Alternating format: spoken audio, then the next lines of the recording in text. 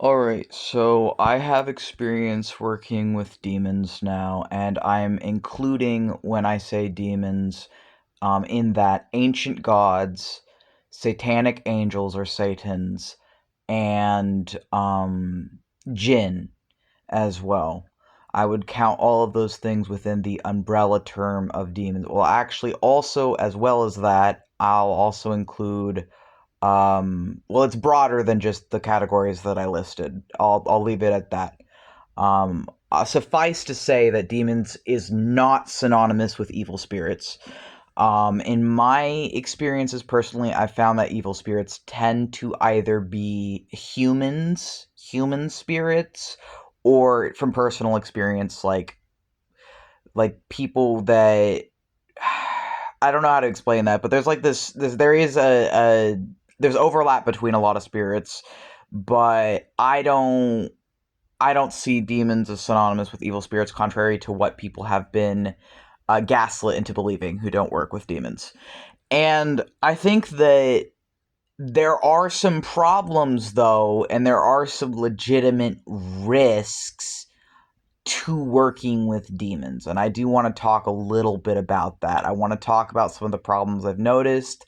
I want to talk about some of the risks. I want to talk about why a lot of people do not stay on this path and they leave it.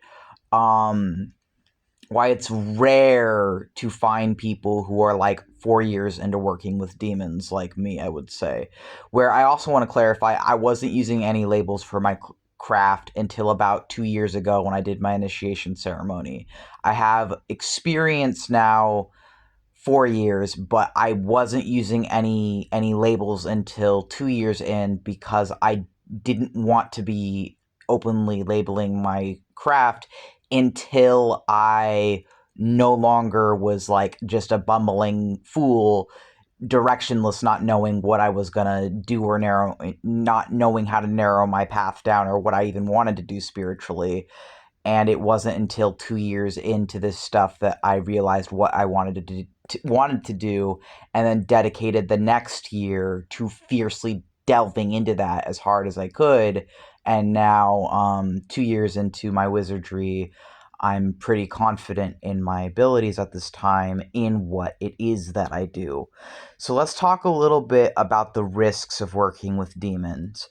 Like with any spiritual practice, spiritual psychosis is, of course, a very real risk that needs to be taken seriously. Like with any spiritual practice, you are using your own brain and body within these things, and that comes with very serious health risks. An example of this is earlier on to when I was working with some of these energies, it would cause me symptoms similar to sickness, both physically and mentally. And I have journals of me writing to figures that I no longer believe exist. Like, I have a couple journals where I'm having conversations with Satan. I don't believe in a singular Satan. Whatever I was talking to was either a sick part of my own brain, or was some trickster spirit taking advantage of my naivety. And there were actually a couple spirits earlier in that did take advantage of my naivety of things, one of whom was a vampire that I did bury in a cave. Because I found that for that entity specifically, where they were literally just leeching off of my energy in that case, that the only solution I found for that specific entity was to project them into a stick and then bury that stick in a cave, and then eat some of the wild sage that was growing outside the cave to purge my body of that entity's illness and sickness. So, so things that I recognized earlier on were the absolute most detrimental to my working with demons when I was getting into this was, one, lack of historical literacy was the absolute biggest thing harming me as someone who was working with demons earlier on.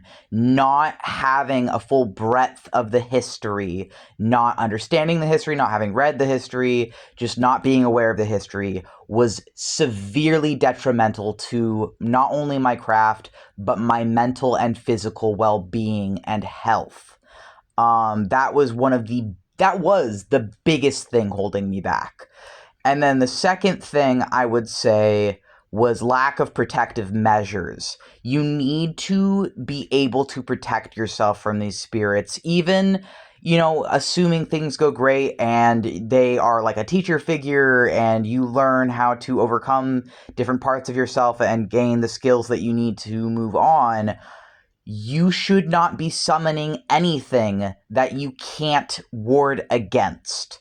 I literally know people right now who just kept summoning spirits and then not knowing how to defend themselves, not knowing how to ward themselves. They're unable to get rid of these spirits now, and they're suffering constantly. I'm seeing them suffering because they invoked energies they can't